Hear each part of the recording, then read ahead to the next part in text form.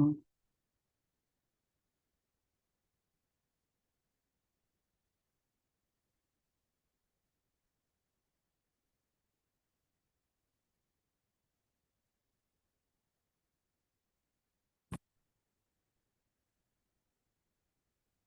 right, I think we made it past the technology portion of the day.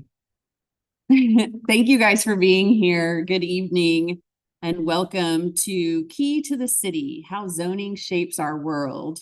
I'm Ashley Brundage. I am the CEO of Dallas Area Habitat, and I'm also honored to be the board chair of the Dallas Housing Coalition. So I just want to thank you again for joining us this evening as we explore the powerful role that zoning plays in shaping our communities. We're super encouraged by tonight's attendance. Dallas Habitat is proud to be one of tonight's co-sponsors. We remain dedicated to building safe, affordable homes across Dallas and Kaufman counties. Due to the rising land costs, we are not only continuing to build single-family traditional homes, we are also starting to explore townhomes and duplexes. This is part of the reason why tonight's conversation is so important to us. I'd also like to extend our gratitude to Options Real Estate for their co-sponsorship, especially Monty Anderson and his whole team for their generous support and ongoing belief in the coalition's work. Unfortunately, Monty couldn't join us here this afternoon, but he does send his regards. I'm delighted to recognize the Office of Dallas City Councilperson Chad West. Thank you for joining us. We also have City Plan Commissioner Tipton Housewright here with us tonight, so thank you. Both of your leadership and visions help shape policy that truly makes a difference in our city, and we're glad to have you here with us. Today's event is being live streamed to the Dallas Housing Coalition's Instagram, X, Facebook, LinkedIn, and YouTube channels. We encourage you to tag us on social media in your stories and posts as we move through the conversation tonight. Join the dialogue using hashtag #DallasTalksZoning. We're not able to share the slides from tonight's presentation, but you should be able to go back and access the presentation, the live recording again later on our social media channels. Lastly, tonight's program is brought to you in partnership with the City of Dallas Planning and Development, who is just beginning a much-needed update to the Dallas Development Code. To introduce our keynote speaker, Sara Bronin, and tell us more about Dallas zoning reform, I would like to welcome to the stage Emily Liu. Emily serves as the Director of the Planning and Development Department for the City of Dallas. We are fortunate she's a national leader in urban planning and design and has over 30 years of professional experience across Texas, Kentucky, Illinois, and Ohio. Prior to her work at the City of Dallas, she spent more than a decade as the planning director for Louisville Metro Government in Kentucky. So please join me in giving a warm welcome to Emily Liu.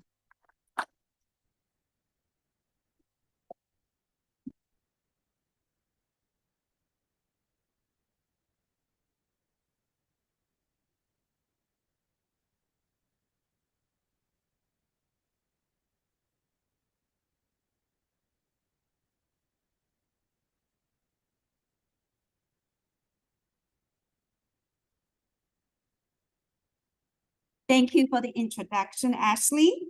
Good evening, everyone. It is really a pleasure to be here with you this evening. I'm the Director of Planning and Development in the City of Dallas.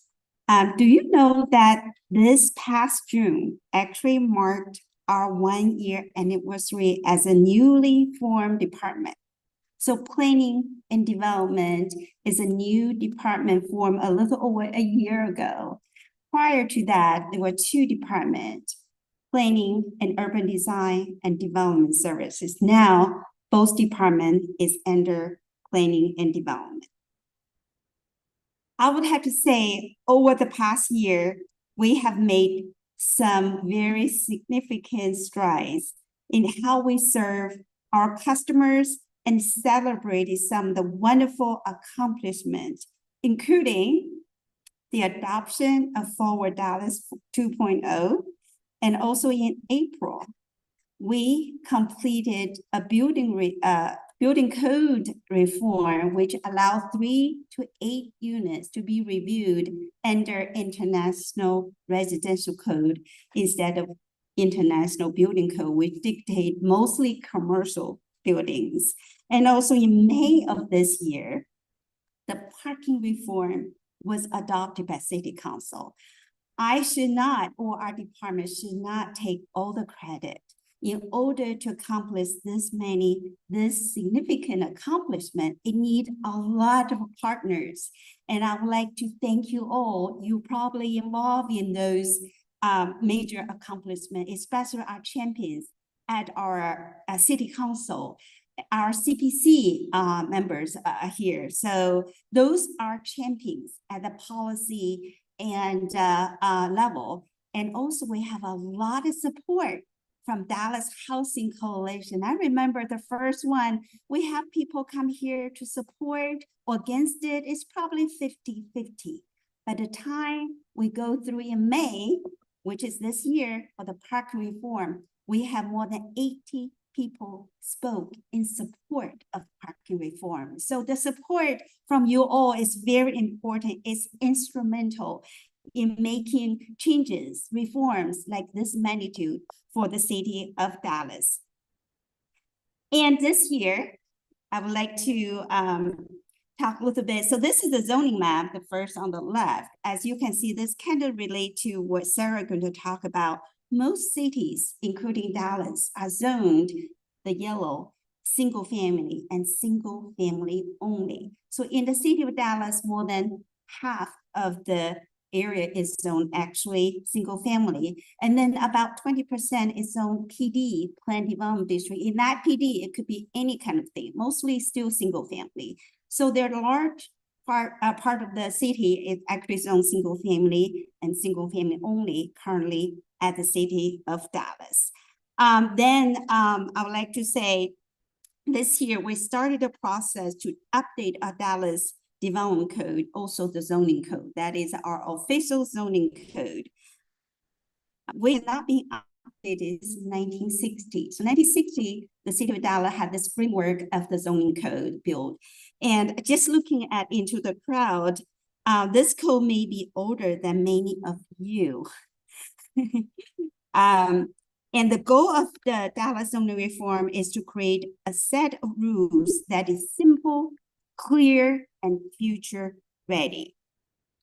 We're currently in the early stages, very early stages of this public engagement. To date, we have 5 in-person meetings and 2 virtual meetings reviewing a code diagnostic report. This is the report in the early stages to look at what's in the code, what needs to be changed. So very, very early. And a consultant actually will be in town August 20th to present this to City Council. So you're welcome to watch or to attend in person. To date, we have from a consultant has been examining the current code and provide recommendation to modernize and simplify the code to make it more intuitive, predictable, and user-friendly. That's very important, user-friendly. A lot of the time people look at the code, it's very confusing, it's very complex, hard to use. So that's the reason, one of the reasons we could make some change and have this zoning reform just to have it update to meet the need of Dallas today and also get it ready for the future of Dallas. And if you haven't have a chance to attend the meeting, but we do want to know that we have some information available. We created a website, and in the table outside, we have a little card and I have a little QR code. You can scan that, and we have a lot of information in there. If you have not get involved, I encourage you to get involved. So given that we are updating our zoning code, today's speaker is very timely. Our guest speaker, Sara Bronin, wrote the book, Key to the City, How Zoning Shapes Our World. She also founded and led the National Zoning Atlas. So that's very important too. She not only had the books, but she also had this network of organizations working with her to develop National Zoning Atlas, which kind of digitize and also a lot of information about zoning throughout the country. I am thrilled to welcome our guest speaker today, Sara Bronin. I have the privilege of knowing Sara for about 5 years. Actually, in 2020, she published an article in the Louisville Courier Journal, where I used to work. I was a planning director for 11 years, but in 2020, she published this article exploring the city's zoning history and calling for zoning reform. This piece of article, along with her encouragement, really inspired me and my planning staff in Louisville. So we pursued a successful zoning reform in Louisville. It has been since recognized as a national model. Sara is among the most knowledgeable and insightful expert in this field, and I was overjoyed when she accepted our invitation to join us here in Dallas for this event that was a few months ago. Sara Bronin is a Mexican-American architect, attorney, George Washington University professor, where I graduated, and policymaker. She is also served as planning commission chair for many, many years. So she knows planning, every aspect of planning. Her interdisciplinary work focuses on how law and policy can foster more equitable, sustainable, well-designed, and connected places. She is one of the foremost American scholars in property, land use, zoning, and historic preservation law, having co-authored 2 treatises, 4 books, and dozens of articles. She has been a reformer and change maker in public roles at the local, state, and federal levels, including a presidentially appointed Senate-confirmed role chairing the Federal Historic Preservation Agency. It is my honor to introduce Ms. Sara Bronin. Please give her a big round of applause.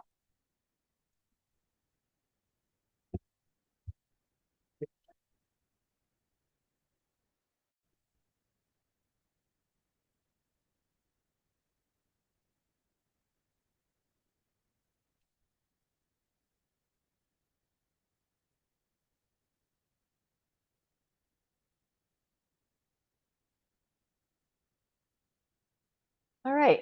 Hi, everybody. Thank you.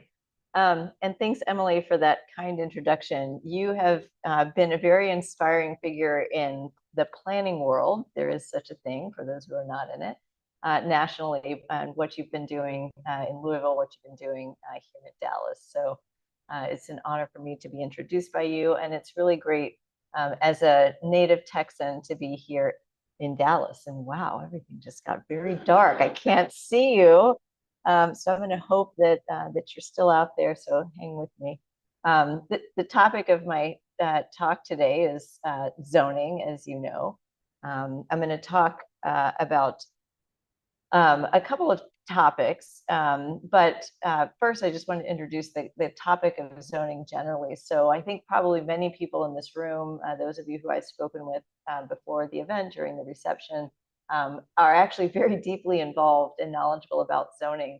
But for those of you who might be new to the topic and folks watching online, I just want to say at a very high level that zoning is a very powerful and often hidden force that shapes so many aspects of how we live and how our communities operate.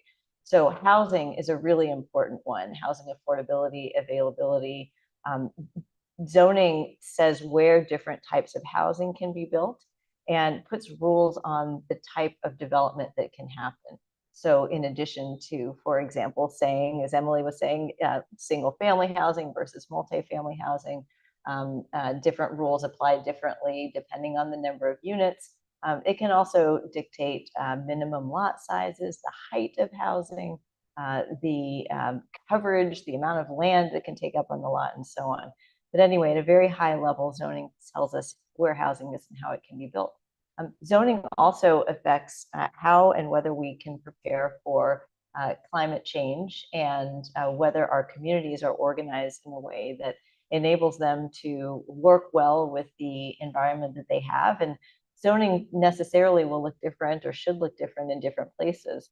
a dry, arid climate versus a Houston, where I'm from, although Houston doesn't have zoning. I'll talk a little about that in a minute. But how a community can prepare for climate change is really an important aspect of, or a consequence of zoning. Zoning also influences how we move around. So whether we need cars to move around, how far apart things are. So single family zoning, for example, well known internationally, uniquely to the United States, requiring really large minimum lot sizes, and in many neighborhoods, allowing only housing. And so what does that mean? It means that to get anywhere, you usually have to drive. So we Americans, and maybe Texans included in that, tend to organize our communities through zoning in ways that require us to drive more. Dallas and the region, to its credit, has a light rail system with fixed nodes of transit. I'd love to hear your thoughts about how that's working in the Q&A, but zoning can make investments like that have happened at the local, state, and federal level worthwhile, or in some cases not worthwhile. Zoning also impacts social bonds. It impacts our ability to interact with different people, and it affects opportunities like access to education. A big one too is zoning affects economic growth. So when we have communities that are zoned just in one way, or zoned just to allow one type of development, including one type of housing, you see the economics of that community look a little different than you might see in a place that allows a lot of different uses. We can talk more about that in a minute. And then finally, one topic that I cover in my book, which Emily mentioned, and I wish I knew more about, and I wish other researchers focused on this, is the effects of zoning on our food supply. So zoning, for example, can allow us to grow things in our own homes, on our own lots. It can allow people to keep chickens or not, to have bees or not, to be self-sustaining in that way. And it can also regulate in more rural areas the kinds of farming that can happen. So food supply is a topic that I wish we all knew more about in zoning, but zoning tells us where we can produce food, and in many ways influences our ability to sustain ourselves in that way. So with that long lead up to sort of the basics of zoning, the basic thing I want for you to take away from my presentation is to understand in a few more ways than you already do, even for experts, how zoning works and what it actually is and does. And so to communicate that, I'm going to talk about two different topics that the Housing Coalition asked me to speak about. And the first one is this book, which if you look really closely and you are familiar with Texas cities, you'll see exactly which city that is, and that's the city of Houston, mapped out on the cover, as well as a project that so that's the first topic, and then I'll turn to a topic that really hones in on zoning data called the National Zoning Atlas. And there, of course, is a screenshot of Dallas from our atlas. So first, for the book. As Emily said, I spent many years, 7 years, leading a planning and zoning commission in a city that's really different from Dallas, the city of Hartford, Connecticut, a post-industrial city, a city that is only 17 square miles. It's a tiny, tiny city in comparison. And unlike Texas cities, it's a city that is entirely bounded by other municipalities, meaning that it can't annex land, it can't take over West Hartford. It is in many ways constrained. It's a poor city that's in a very wealthy region. So many wealthy suburbs in and around Hartford, but Hartford itself, again, one of the lowest income cities in the country, depending on the year, but one that happens to have a downtown as the capital city that includes not just the state government and many of the office buildings there, lots of nonprofits, but also the insurance industry and the large businesses that operate in the city. So it has a dynamic, again, fairly different from the city of Dallas's dynamic, but that has these sort of geographic constraints as well as structural constraints. There's some images from Hartford if you haven't been. I don't know if anybody has been out there, is very familiar with the city. But Bushnell Park was on the top left, and you'll see the other side of Bushnell Park, which is where I live, in a few slides. But this is Frederick Law Olmsted was born in Hartford, so for landscape designers out there, I always like to show this slide. Lots of industrial buildings like the image on the top right, historic districts like the Little Hollywood Historic District on the bottom right, the state capitol. And then we have some brick and actually cast iron buildings further on the bottom left there. So as I said, zoning affects housing security, food and transportation security. And in a place like Hartford, thinking about the zoning code and a city, again, with many economic constraints, it really hit home for me as the Planning and Zoning Commission chair, how interconnected those issues are. When I started my term and met with neighborhood leaders like Denise Best, who's pictured here, and I visited her at her house to give her a copy of the book, actually. And I said, let me take a picture of you with Albany Avenue behind. The book starts with Denise and a story about the day that I had known her before, but I said, listen, you're a leader in this particular neighborhood called Upper Albany, and I need you to walk me around and kind of tell me in your eyes what the issues are in your neighborhood, things that you haven't been able to resolve. And they could be anything, that just, let's just spend a couple hours together. And I did this with every neighborhood leader, but this one was, I would say, I remember it as if it were yesterday, and it was very, very impactful on me. Because we started at her house, so this is on Beaverfield Street, and behind her house is the spine of the neighborhood, Albany Avenue. So Hartford City, founded in 1635, has a number of historic districts and historic neighborhoods. Some have said it's the largest percentage of parcels that are designated historic per land area than maybe any other city in the country. And here she is sitting on her porch. And we basically walk from there to Albany Avenue, which looks like this. Actually, this is a contemporary image. Back then, 10 years ago or so, it was didn't look like this. They actually redone the streets, but this is it now. And you can see on the left, this building in the foreground, that's a 3-story brick building. That's how the avenue used to look. So historically, I guess maybe the first 200 years of the city, Albany Avenue was a place where you could go, you could see 2, 3-story buildings, lots of mixed uses, of course, no curb cuts, no cars, but it was a thoroughfare to get from downtown Hartford as it was evolving into the outer suburbs. Again, really a couple hundred years ago, a farm route, and then it became more of a suburban thoroughfare. She walked around the neighborhood saying, look, I've got this Popeyes. It has these awful smells. I can't cross the street here. I have gas stations, car washes. We have these large number of auto-oriented uses. And so much of the avenue, which used to be buildings just like this building in the foreground, has changed over to basically asphalt. There were very, very few trees. You can see some of the trees that were planted in this photo are new with the new streetscape design. But she talked about all of these issues that really stem from Albany Avenue. And the issues that she talked about, this wide road, these car-oriented uses, we talked about the fact that there was no sit-down restaurant on the avenue, that she couldn't go to any shop, that she didn't necessarily see a commitment from shop owners. They were building a strip mall type development with parking in front. It wasn't like the historic avenue that she and many others remembered and had changed over the decades.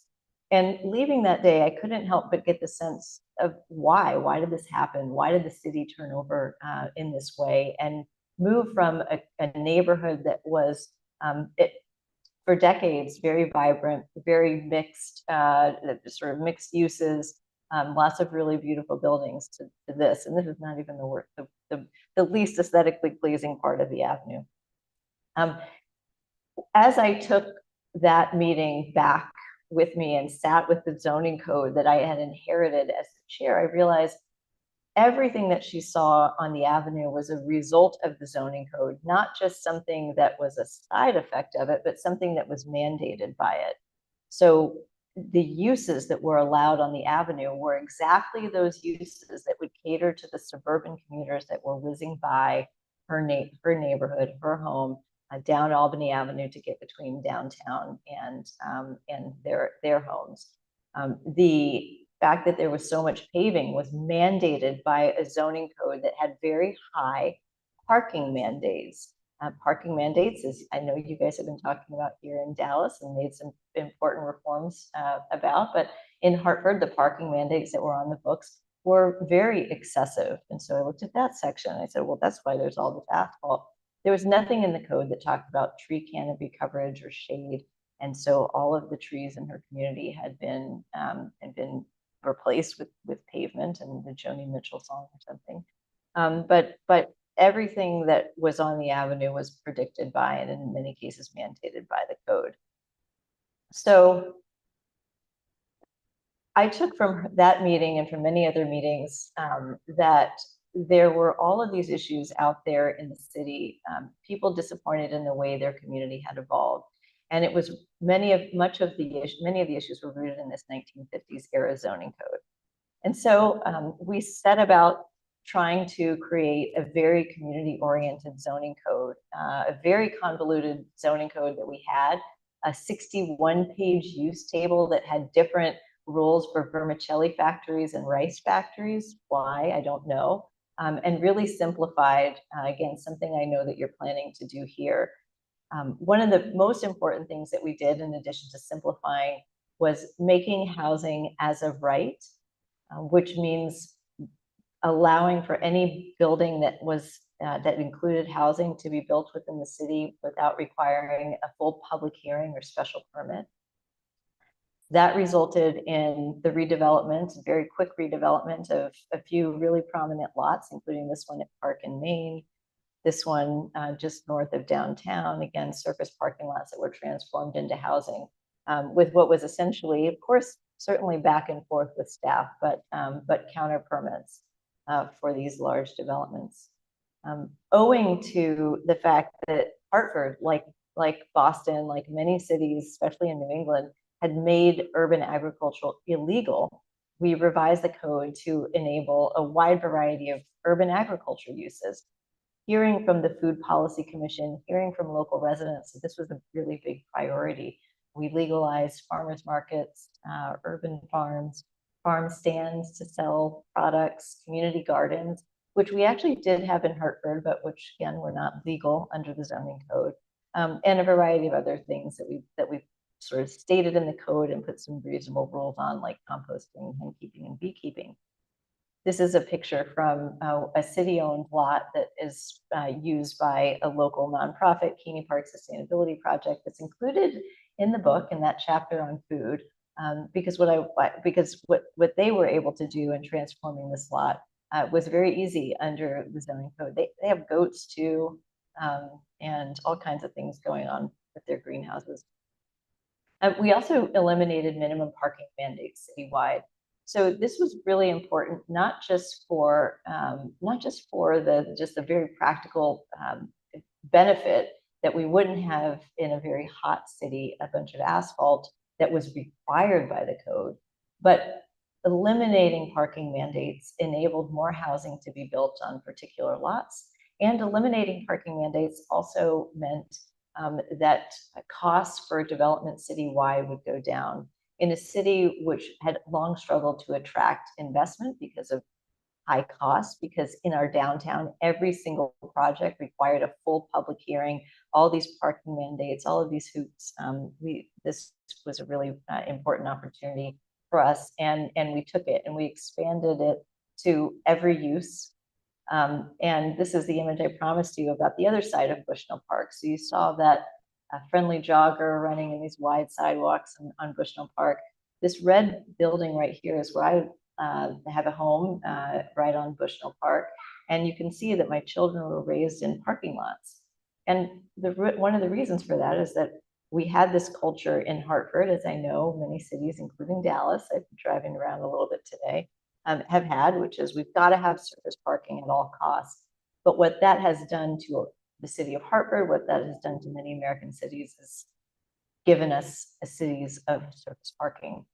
This is also a problem for historic areas. So Albany Avenue saw many historic buildings come down because the property owners who were converting the use of one building needed to show that they had parking adjacent to or on the same lot as their building.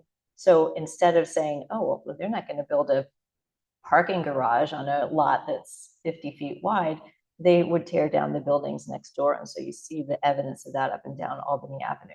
So as a historic preservationist, that's another issue that we've seen for decades with parking mandates. Cities all over the country are doing more to both reduce and eliminate parking mandates. And this is, I think, a really positive sign, something I talk about in the book. And I think is to the credit of a group called the Parking Reform Network that's educating people on the ills of parking mandates nationwide. So those slides really touch on this topic of housing, the topic of food security, topic of transportation security. Some people ask us, why did you focus on this and how did you get it done? And the reason why we focused on it is because we heard so much from the community, because we had a very involved planning and zoning commission on the top left. I was talking with somebody earlier who sits on the Dallas Planning Commission, and I confess that Connecticut has special powers, at least they give special powers to planning and zoning commissions. And our commission actually had not only the power to write our zoning rules and vote on them ourselves without the involvement of a mayor and city council, but we also had the authority to enforce the rules. So we were a bit of a one-stop shop. So we had a bit of an advantage over any city in any other state in the country in doing the kinds of reforms that we did, but we could not have done that, and we certainly could not have done that unanimously if every planning and zoning commissioner, including some of those pictured here, were not on board. We did a lot of meetings, not just meetings where people had to come to us, but I went to about 75 or 100 meetings in the community, showing up at neighborhood meetings, showing up and saying, hey, there's this thing called zoning. And so we did ultimately get consensus, and we're very happy with the new code, which includes not just images, but also lots and lots of graphics. I cover some of this in the book, but I have to emphasize that the book is really not just about Hartford. So I do start the book in Hartford, but move pretty quickly in the next chapter into Houston, which is where I am from, and where I spent my entire childhood. Talk about Galveston. I know some of you are familiar with that city, Austin, Scottsdale, Tucson, Nashville. I threw some southern cities in this list, but every chapter I try to use to illustrate some of the positive ideas that have been adopted by communities all over the country and communities of different sizes. The book also just isn't about housing. And so while housing is an essential topic and is the heart and soul of what the Dallas Housing Coalition is doing, what many of you here are interested in, the idea of security and is really multifaceted. So the book talks about how we make things where manufacturing can happen. Certainly it talks about agriculture, as I mentioned. It talks about the environmental impacts of zoning, street design, certainly touches on aesthetics, which as a preservationist is very important to me, and even nightlife. So just a few images that may illustrate some of the things I talk about in the book with a very Texan flair in these images. If you've been to Houston, you know that this is from '59. This was taken, I was driving in a very grim day, another clogged highway in Houston, a city that has exalted the highway and the car as a means of getting around, and a city that has not really done planning. Dallas is much farther ahead in that respect. Houston has not only not done planning until pretty recently, but it's never adopted a zoning code. The consequence of that, I think, is pretty clear from my perspective. Growing up in a neighborhood that, unlike many residential neighborhoods in Houston, did not have residential covenants, which many wealthier neighborhoods did have, and constrained development overly so, but were a private means of enforcing land use. Houston, the neighborhood I lived, Gulfton, didn't have any of that. And so in writing this book, I visited my neighborhood, and in the absence of zoning, And no doubt at the time I lived there, but certainly a few years ago when I went back, across the street, what had sprung up but a gas station, strip mall, a nightclub, a self-storage facility, all in across the street from a residential complex where young kids lived and people of all ages, but not the kind of development that zoning would typically allow, and not the kind of development that makes families' lives better or more fulfilled. But in the absence of zoning, those kinds of uses had sprung up right next to this neighborhood. And again, a high renter, low income neighborhood, very high percentage of non-English speakers, percentage of immigrants, foreign born residents. Houston had put all of those bad uses next to what you might consider an environmental justice community. I actually published an op-ed in the Houston Chronicle last week, with this title, and they titled it, "It's Time We Talk About Zoning Again." Voters in Houston have turned down zoning 3 separate times, the last time in 1993. And I did a book talk at Brazos Bookstore, which is a great independent bookstore. And who showed up but people on both sides of the zoning debate in 1993? And, you know, I think some of them were thinking, why are you stirring up this bee's nest? But I do think zoning is a really important power, one that is usable by cities, one that should be used for good. And I do think that people in Houston by now, and with all the innovation, all the smarts and the talent in that city, could think about zoning as an opportunity as they think about whether Houston is giving everybody exactly what they want. And by the way, this photo, it's not labeled in the Chronicle, but it's me standing in front of my grandparents' submarine sandwich shop where I spent all of my childhood in playpens looking on. So I only provide this background in Houston because I'm not one of those people that says zoning is so bad it should be abolished. It's there as a tool, and it's up to us as to how we use it. Here's an image from Galveston's East End. I spent a few days in Galveston last week too. I love Galveston. There's just something great about it.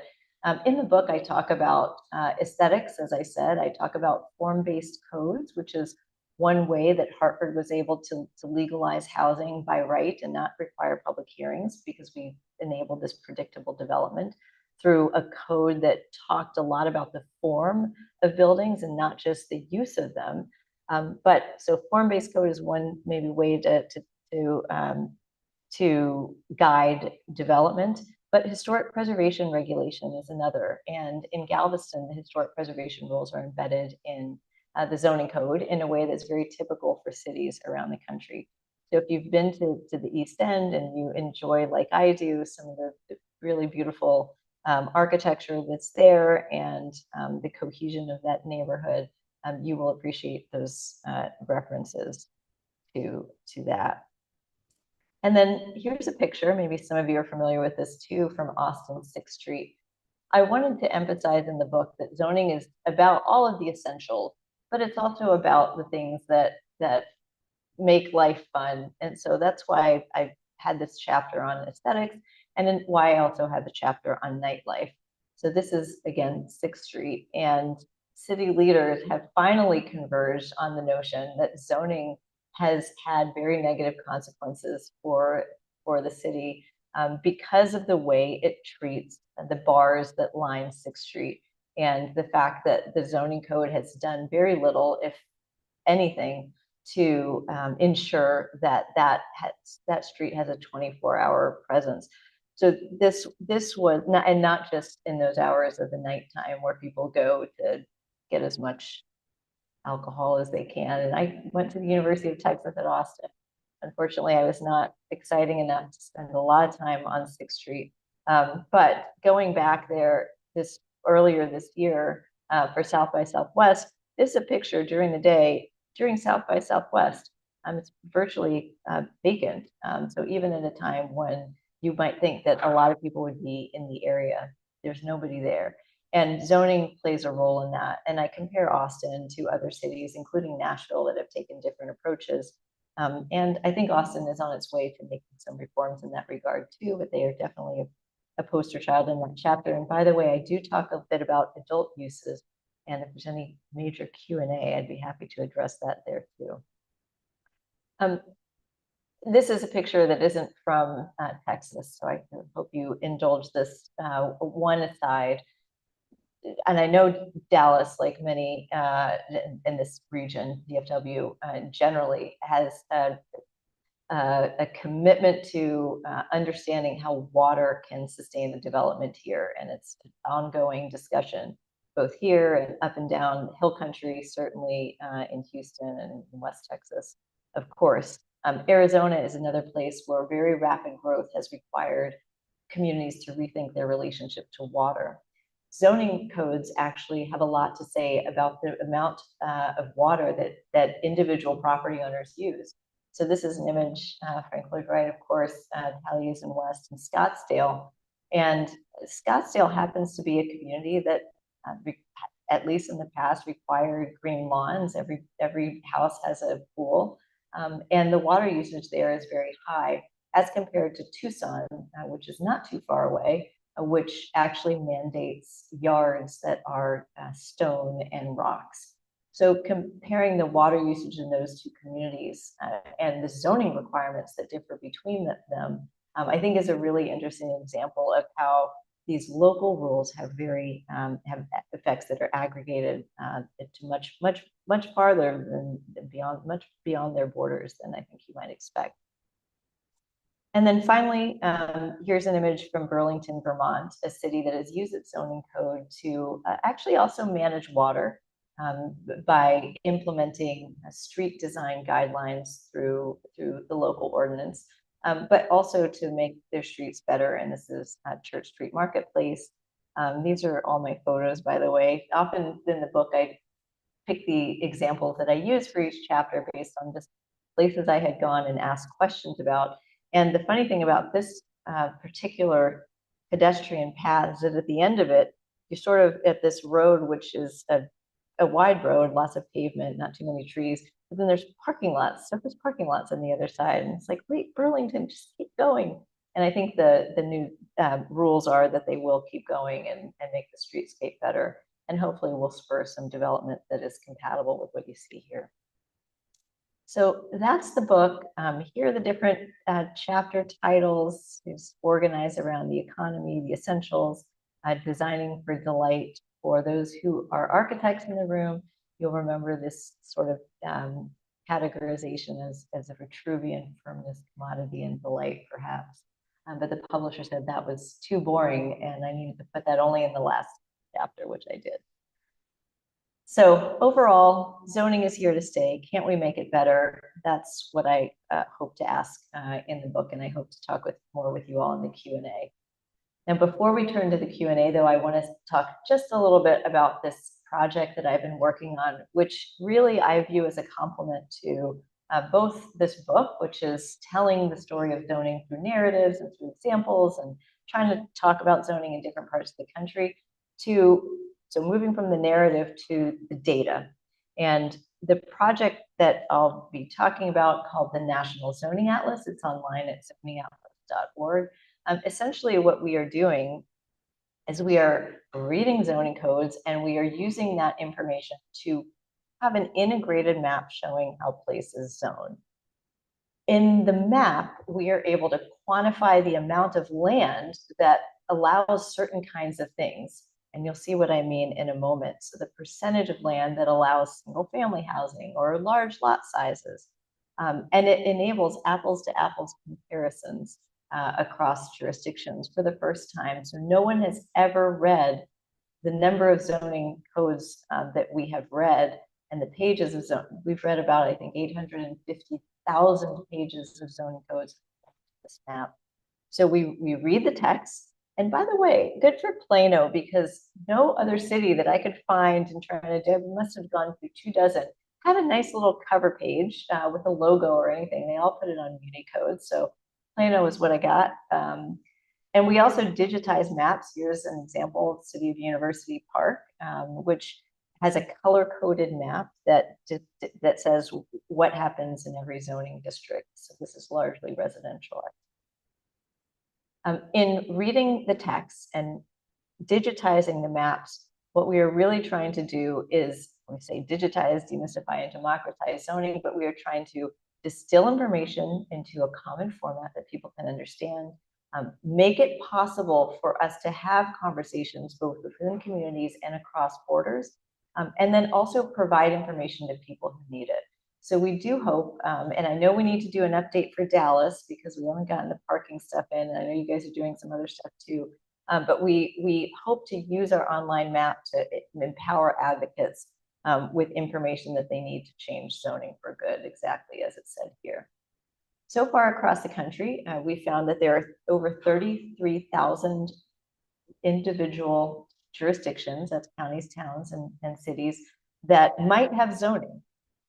We only know if they have zoning or not if we contact them, if we scour the internet, if we call the mayor. I just called the mayor of a town in Montana today to ask them, do you have this zoning code? Do you have a zoning code or not? And only when we hear it directly do we count them as not having zoning. But in the map so far, we've covered about 7,700 jurisdictions. And here, what you see is places with zoning are purple, places without zoning are gray, and places we haven't done yet are white. So we've done a chunk of the country. And by the way, that looks like we've done all of Texas, but we've only done about 55%. Those are the counties that we know don't have zoning, which are most of them. We've published 7,700 jurisdictions, as I said. Almost 3,000 don't have zoning. Interesting. Those communities cover 50% of the US population. And you'll be pleased to know, thanks to partners at the University of North Texas, which we were very pleased to have them do a first round on DFW. We have 100% of the DFW metro area analyzed.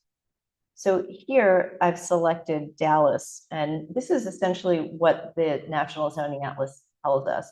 We take information about every single zoning district, we spit it out on the map in a way that is unified. And so the purple here indicates where the housing is allowed. And here on the left, you see where single family housing is allowed as of right. That means without a public hearing. On the right-hand side, and again, look at the communities around Dallas as well. Dallas is outlined in black line.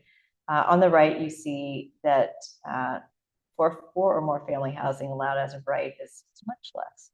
So a lot of purple on the left, not so much purple on the right, shows you the approaches that are taken by this city and by the region to multifamily housing.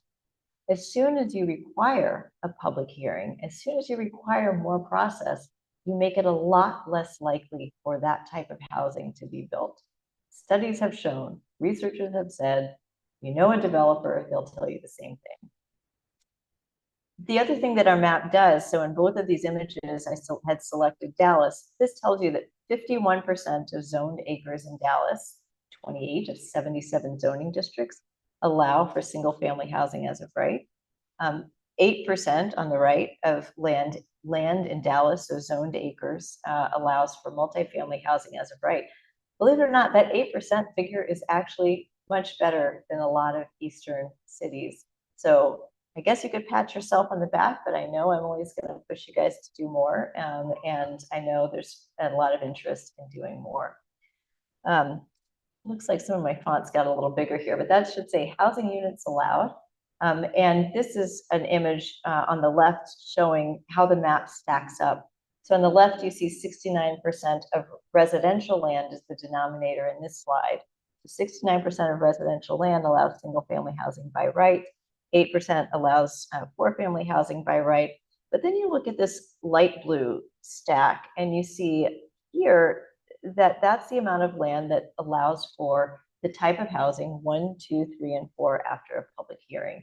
So I encourage you to consider whether that is actually allowing for land to be built. That type of housing to be built. A lot of that land could be planned unit development type land, which we mark as long as it requires a public hearing as a public hearing.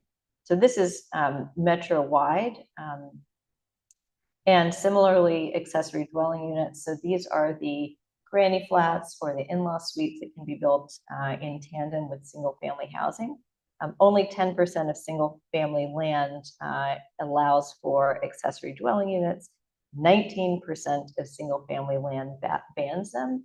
So that's the darkest orange and the gray. Everything in the middle is the amount of land that requires either special permission, like a public hearing, or an occupancy requirement, like it can only be an owner, it can only be your family member, a blood relative, it can only be your staff member.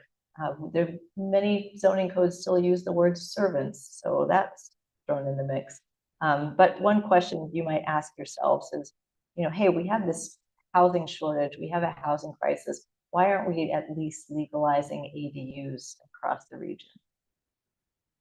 So if you're interested in summary statistics, and like I said, I'm just going to touch on the very, very basics of what the zoning atlas can do. But if you visit our zoning snapshots page, you can see this for 179 jurisdictions in your metro area out of the 213 jurisdictions that actually exercise zoning. So 179 out of 213 exercise zoning. You'll get all of their statistics just like the ones you just saw. And if you want more information about how we're doing in Texas, you can visit zoningatlas.org/Texas, and you will see their webinar. We've done one for Austin. We haven't done one for DFW yet, but for the metro area of Austin. And we also put up some other resources. For example, the zoning atlas was used in the recent Texas legislative session to inform a bill, SB 785, that would have legalized, that aimed to legalize manufactured housing in communities with commercial districts and some other parameters.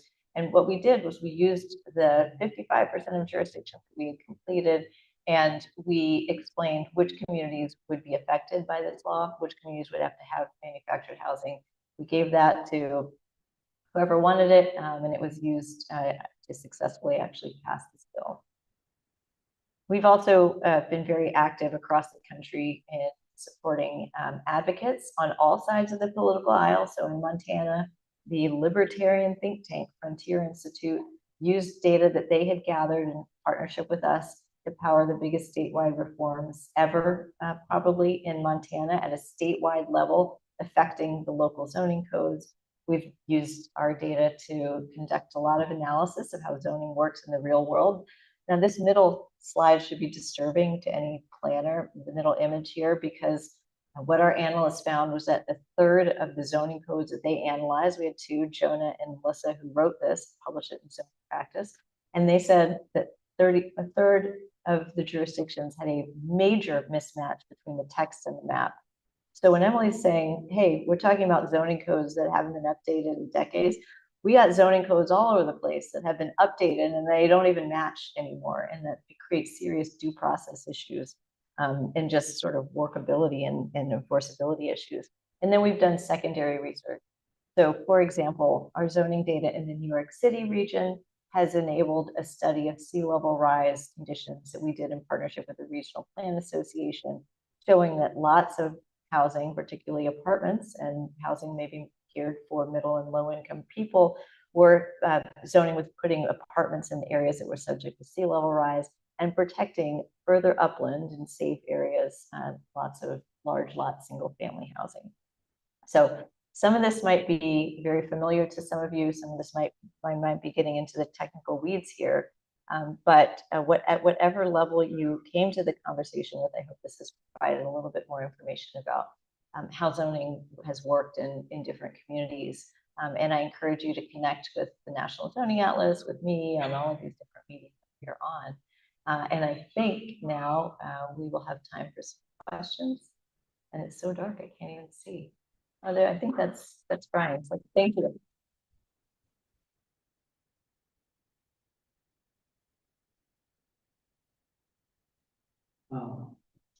Hi. First of all, welcome board. Oh yeah. So one question I had was, only housing, intentional communities, villages, more like out there use cases, and like what category? So that's a great question. We have our full methodology that we have used, and at least in terms of how we've defined the housing, is online at zoningatlas.org/how. So HOW. But if you are, the way we treat housing has to be consistent across jurisdictions, which means that these use cases sometimes require us to do what we call a visible atlas note. So if you look on the atlas with the community that you're familiar with, it has co-housing. What you'll often find is that it's not necessarily included in the sort of simple, we have this toggle called show me where, and it says show me where you can build multifamily housing. It might not show up in that if the units don't have individual bathrooms, kitchens, which is often the case with co-housing. It might show up, for example, on a visible atlas note that when you select the jurisdiction, it says that. If you go to zoningatlas.org, you see a community that you know does co-housing, and we don't have that up at the zoning district level or at the jurisdiction level. Shoot us a note, and we'll make sure that we check it out again. But those innovative housing developments are something that we I wouldn't say we struggle, because we do try to illuminate it, but whether those are truly multifamily housing the way a lay user would come to the zoning atlas and expect to find, it's not clear. Also, I should say a lot of those have public hearing requirements, so they wouldn't necessarily show up in our show me where filters anyways. Yeah, okay, I see better now. Zoning nerd, big kind of zoning atlas, so thank you. Oh, good. Question for you regarding food. Ordinances that you've seen, what would be a city you've seen that maybe has handled landscaping requirements with provisions for food? Well, And are you asking because there are places that may ban agricultural front lawns? well, that, and I'm familiar with some of the changes done in Detroit. And I've kind of seen that. But there's other cities. I'm trying to also write something right now that's similar to it. So, yeah. Oh, good. It's like ChatGPT, but for zoning. Let me think. So a couple of things. So in the book, I use the example of Boston, which of course, if you've ever been to Boston, you've been to the Boston Common, which was a grazing land. And what Boston had done, like many cities, was make all agricultural uses illegal. And it has actually developed a very robust urban agriculture program.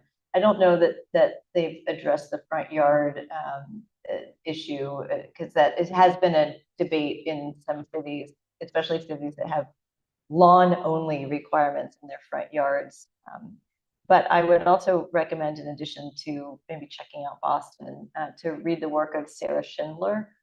She's a law professor who writes a lot in zoning, and she also wrote an article, I think it's called Banning Lawns. It's a pretty simple title, but Schindler is her name, and she's at Denver. So check that out. She'll have some good examples too. Hello, everyone. My name is Keela. I would just really have a question. I wanted to know the zoning development and reform that's doing out here in the DFW area. Will it be addressing the environmental racism that we are currently dealing with in our specific areas? Because I am a West Dallas. Thank you for the question. So I'm not involved in the Dallas process, but the question of environmental justice is a really important one. In Houston, where I'm from, the scholar Bob Bullard, you may have heard of him if you're immersed in that literature, but he's written a lot about Houston and the fact that many of the industrial developments there, in the absence of zoning, have sprung up in communities that are communities of color, low-income communities, and has documented some of the extremely detrimental health effects of that. So that's rooted in a Texas example. Now he's worked his research communities all over the country, but Houston, as I mentioned, doesn't have zoning, yet zoning has popped up as being the culprit in other cities of perpetuating that kind of same exact kind of development, putting industrial uses where housing is. And a lot of that has been rooted in this famous 1920s era Supreme Court decision, the Village of Euclid versus Ambler Realty, where the Supreme Court essentially said, of course you can. The town can legally put apartments right next to industrial uses, because the apartments are a buffer between the industrial uses and the single family housing. And they call those apartments mere parasites on the community. So why not put them right by industry? And seeing that perspective being taken by the Supreme Court, the law of the land, communities adopted zoning after that decision, often citing industrial areas next to communities that they thought, well, these are mere parasites too. So you do see the legacy of zoning deeply intertwined with these impacts, really negative health impacts on, and I would say health, economic too, I mean, all the impacts, but on communities of color. So to the extent that you can raise your voice and say, hey, Dallas, like let's try to fix this. I think that's a really important, and I know the city leaders will be very cognizant of that. And so keep up that conversation. But it's well documented that zoning has perpetuated environmental injustice all over the country. There's some work too in Chicago, some research in Chicago that's looked at historical zoning that you might be interested in too. Zoning here also. So the Dallas Fort Worth metropolitan statistical area is going to surpass Chicago, and that'd be the third biggest in the U.S. And so we talk about the housing crisis and what the attitude is more. So I want to talk about the role of design and zoning, because what sometimes occurs here, I don't know if it's in the neighboring cities, is that they recognize this, they put clusters of housing in there, clusters of apartments, also it's a rich in tax value. And but the services, one is the public realm nearby is often, so there actually promotes driving. And then they're often not there. Their services, you find clusters in the past years, apartments that the restaurant is not halfway, not walkable to a restaurant or the business.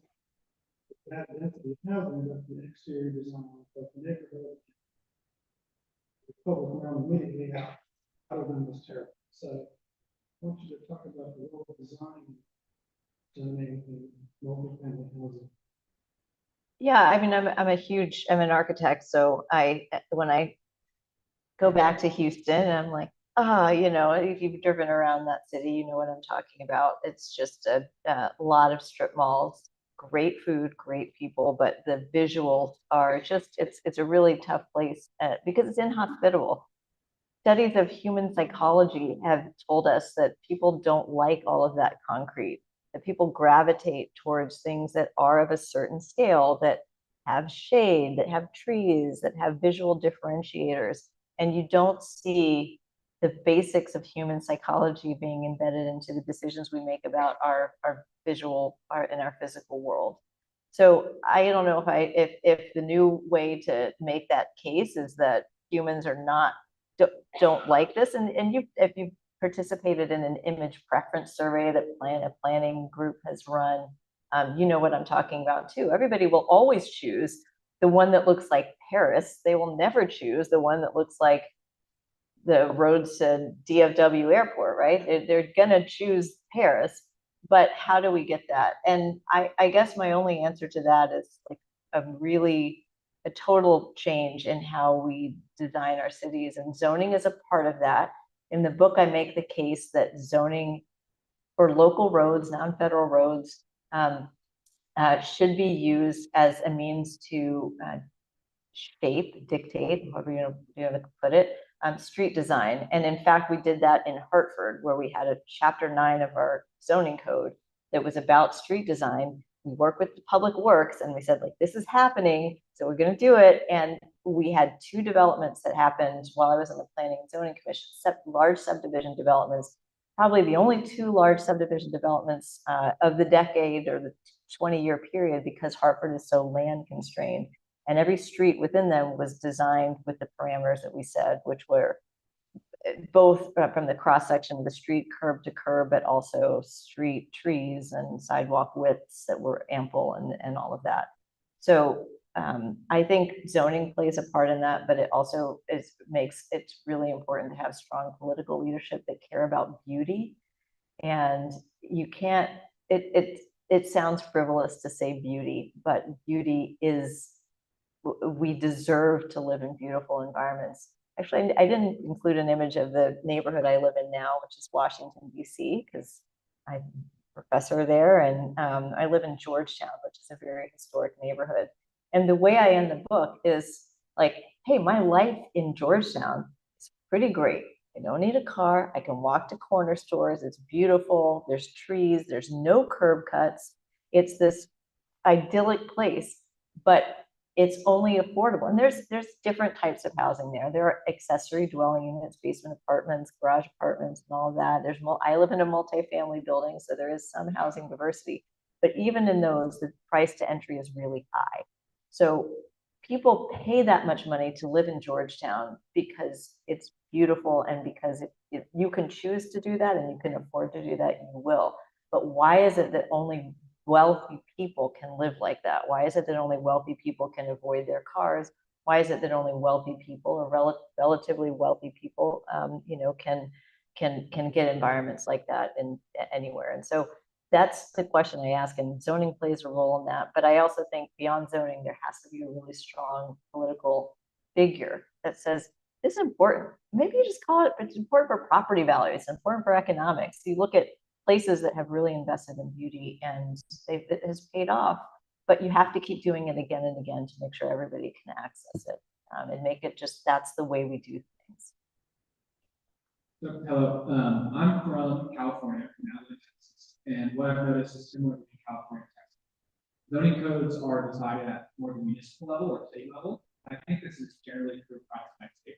But have you noticed different communities decide their zoning ordinances or zoning ordinances at different levels of government, and that whether they do it at the municipal, county, metro, like state level, does that change the zoning codes? Great question. So with the National Zoning Atlas, we have been logging, and so we've uploaded PDFs of all of these zoning codes that we've put online. And one of the projects that our staff really wants to do is to figure out how many of these codes have the same exact provisions. And are they just adopting each other's codes and just sort of cutting and pasting? There is variation across codes and how something will be called. So going back to the question about co-housing, it might be called this in one place, it might be called that in another place. Cluster developments might be this, might be plan unit developments, but there is a sort of set vocabulary. So what are the similarities, and who's copied who, and are there regional differences? That's something we haven't looked at yet. From a just anecdotal level, non-quantitative level, I will say that the vast majority of zoning codes are very, very similar in the way that they separate out land uses. So you will almost always, not at Minneapolis, but almost always in big cities and small cities, have the majority of land devoted to single family zoning and nothing else. So the way that that's written, again, it might vary from place to place, but that's extremely common as a general guiding principle. You will also see in communities, maybe let's call it less than 50,000, you'll see a very small amount of land devoted to mixed uses. Although there are some places that we found, like one community in Texas, and the name is escaping me, but the only two uses they allowed were, actually going back to your question, industrial and mobile homes. So what is that about? And that was a local government that's what they allowed. And so that's an exception. Again, most of the communities have, let's call it 80–90% of land devoted to single family housing only. We'll know more as we continue to log zoning codes, but we haven't done anything scientific on it yet. Speaking of industry, I'm curious, have you seen any large cities handle their placement of industrial zones well in an equitable way? Because something I've noticed, you kind of look at a zoning map in the land use plan here in Dallas, and hearing some of these cases, it's kind of a game of industrial hot potato. And on one, so like in like the biggest headline cases I agree that we get in the salad, we get national Javi, and but it also I'm almost thinking two steps ahead. Well, there is still an external cost to push the industry further and further out. It drives up the cost of materials. Like it's one thing if we were trying to get rid of, say, like oil fields. Like okay, like there are things we can do in our lifestyles. Oil, yes, but wood, paper, recycling plants, landfills. At some point, it becomes net negative on the environment to put those things further and further out. And there's even like a social impact. You mentioned it. Now you have these industry towns that are very isolated socially. There's no feasible way to offer them public transit to connect them to the metropolitan area.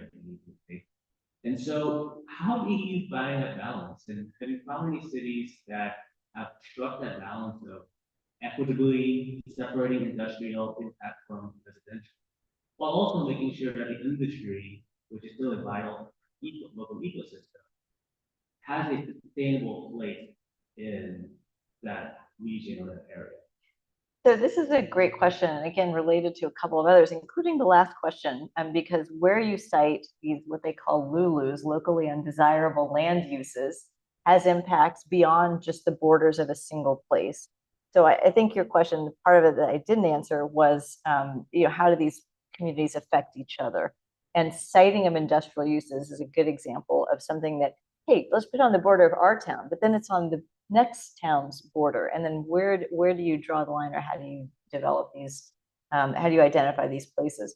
One of the challenges of a zoning reform effort when it comes to industrial uses is that oftentimes the uses are already there. That was the case in Hartford, where stupidly, I don't know when, maybe it was in that same 1950s era zoning code, we zoned for industrial uses to be on the river, and not just the mill buildings or the historic things that we New England cities had, but a huge swath of land by the Connecticut River was dedicated to and talk about LULUs, dedicated to a sewage treatment plant, a trash burning facility, and a landfill. And so where were all of these communities, where were they located? They were located on the river, and immediately adjacent were for low-income neighborhoods. Now those things are already there. The landfill has been capped. That's a good thing. You can't move a landfill. The sewage treatment plant is operating. The trash energy plant is actually been phased out. So there's been maybe some wins on the trash side, but you can still have the sewage, and it does smell. There's an airport in the mix too. It's a small airport, but those are examples of uses that are really hard to move.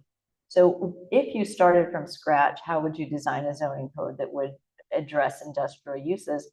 You might try to do what we did do in Hartford as well, which is to spread those kinds of uses throughout the city. We have a new category called craftsman industrial uses. These are smaller scale facilities that may produce things or may use industrial processes, but that by definition in the code don't have the same external effects as the trash to energy plant. And we put in place performance standards for those. So zoning codes, because the power of zoning is so broad and so broadly written, have the ability to say, well, you can have this use, but it has to meet these odor standards. It has to meet these air cleaning standards. And yeah, it might be an environmental regulation too, but when are the regulators going to, from the state or wherever, going to come in and enforce that? You can start the zoning code process by saying, we're not going to give you a permit until you have the cleaning equipment up and running. That's what we actually did with fast food. It's like the Denise Best provision. It has an odor provision that nobody's going to get. Actually, there's only a few lots in Hartford that you can have a fast food restaurant in the first place. But those odors they're not toxic like an industrial use would be, but they're a noxious effect of the Popeyes. And so there's an odor cleaning provision. You don't get a permit if you don't have it. I don't know. It's a hard thing because of property owners' vested rights and what they have. And how you phase that out depends on state law and whether Dallas or other communities with those uses can phase out them over time, or whether they have non-conforming use rights. We have time for one more question here and a short question here, and right around the cutoff, obviously. Thank you, Sarah. Your mention of trees is a question. My understanding is that oftentimes in cities, more male trees are planted because they're easier for us. And also what that leads to is higher allergies and asthma. And so while I don't know the ratio of male and female trees in Dallas, Dallas does rank one of the highest cities for forest allergies. I'm really curious if you think there's a place for something like that in zoning, and if so, the positive and negative consequences could be. Yeah, so I mean, I would venture to say that some of the respiratory issues are also caused by all the driving and all the tires that are grinding on the roads and spewing out those chemicals here in the city. That's just that's another a theory that I have maybe. But to the extent that you really want to focus on the tree issue, I would point you again to the Hartford Code. We work with our city forester and our tree commission to write the landscaping chapter, which is chapter 6. And in that chapter, we identified a list of trees, and I don't know, it was maybe 30 different tree types that we wanted to promote. I don't know if we addressed the male-female issue, but what we said was when you're planting trees, you have to have a biodiversity factor on your lot. And the trees have to be native trees, native or naturally occurring trees, and so on. If you're interested in that part, I really love that chapter because it has also led to, in a city with not enough trees, new trees being planted, and hopefully they're the right kind of trees. Maybe we should have talked about the male thing, but I'll send a note to the planning director. And there's one more. Okay. Hi, Sarah. My name is Fernando. I just graduated from school, and I was wondering if someone with like a background inspired you to get into planning, and what was that career evolution? I guess having an architecture degree and a law degree averages out into planning. But I wouldn't consider myself a city planner. I was a volunteer, and it was a huge honor for me to serve on the Planning and Zoning Commission. But I'm not a planner by training. But I'm interested in the rules of the game, because if you don't understand the rules of the game and how they play out in the real world and what things you end up seeing, then you don't really have the full picture. And going to architecture school, which was wonderful. I love UT, yes, hook 'em. I felt like I didn't have the full picture, which is why I went to graduate school, law school. In graduate school, I focused on historic districts. But I really felt like I didn't understand how we were getting the buildings we were getting, how we were getting the places we were getting. And that's what inspired me to really continue this work, and why I work on all these crazy projects. Is because I think I want to know, and I think probably other people want to know why this is happening. And if I can help to try to show people, well, look, this happened because of this, this happened because of this. And it really does go back to, I've been a law professor for years, but only when I had the opportunity, the privilege to serve on the Planning and Zoning Commission did I understand really how zoning works in the real world.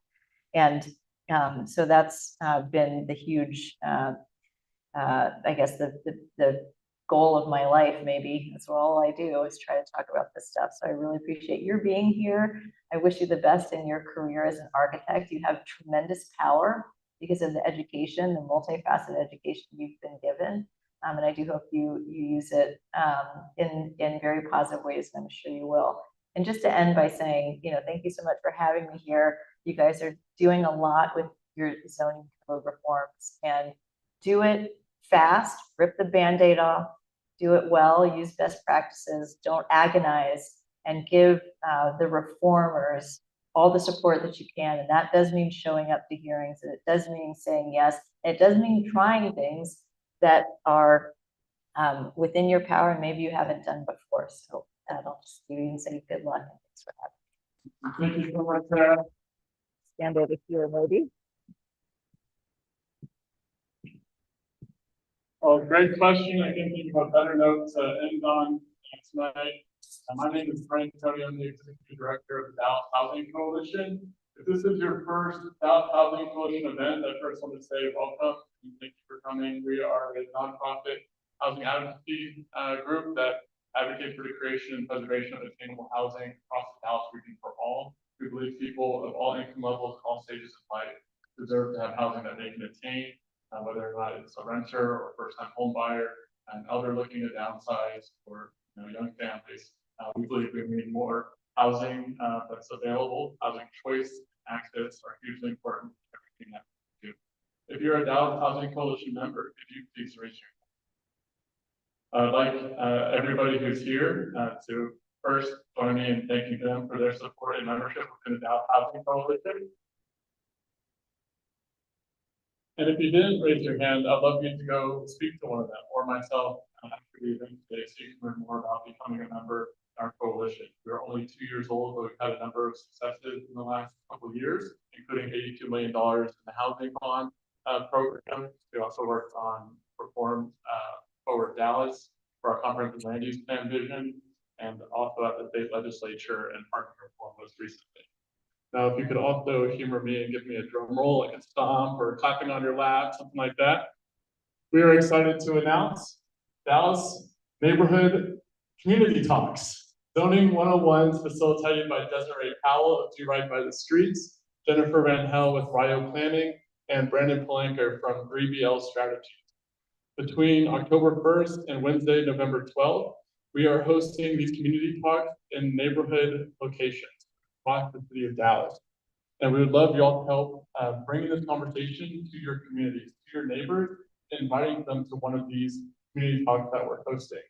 That top one that you can't see is blocked by our little Zoom link, is West Dallas. We'll be at the Wesley Rankin Center. We'll be at the Oak Cliff Cultural Center in Oak Cliff on October 2nd. Rockman Lake Together is hosting us in Northwest Dallas. We'll be at the Dallas College Pleasant Grove Center in Pleasant Grove, as well as numerous locations throughout South Dallas, the Craft Center, Green Meadow Youth Foundation, for Oak Cliff and South Oak Cliff, Golden Gate in East Oak Cliff, Bottoms District, the Jewish Greater Family Services in North Dallas, Wilshire Baptist Church in East Dallas, Ferguson Road Initiative in Casa Linda, Casa View, and Reverend John Recreation Center in Uptown Oak Lawn. It's also accessible to our downtown residents. You can go online to register for these at bit.ly/Dallas Talk Zoning. You are our first folks to learn about this tonight. We also had some reporters and media here today, so hopefully they can help get the word out about these. All events will be taking place from 6 p.m. to 7:30 p.m. on those various days of the week. But this gives you enough time to talk about zoning, what you learned here tonight, and invite them to one of these community talks at your leisure. Again, bit.ly/Dallas Talk Zoning, and that QR code will also get you there. I'm also excited and want you to mark your calendars for our second annual Housing Summit. Last year, we hosted our inaugural Housing Summit with 280 attendees. This year, we're hoping to break 350 attendees at UNT Dallas on Friday, November 21st, I'm sorry. This is the Friday before Thanksgiving, so don't quite skip town yet or go out to your family's homes for your Thanksgiving celebrations. Stick around Friday, November 21st from 8:30 a.m. to 4 p.m. We're already securing our keynote speaker, Alex Horowitz from the Pew Charitable Trust, will be our keynote, and we're going to have several breakout sessions that you can attend. We'll include a link to ask you, as our audience members tonight, what topics you most hear about in our follow-up email. And thank you for that we're going to send today after the event.